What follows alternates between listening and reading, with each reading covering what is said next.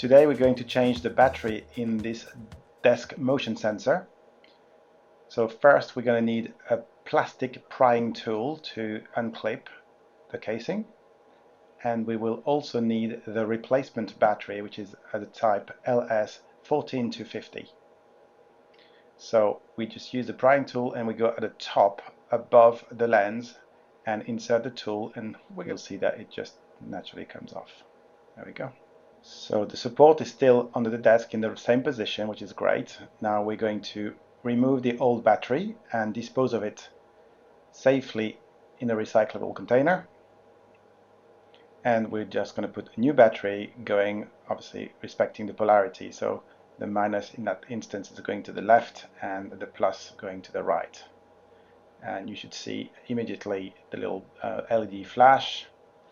And we're going to re-put it onto the support, matching where the battery is with that little groove that you can see. So just clip it back in and we're done. You can see it's flashing, ready to go again.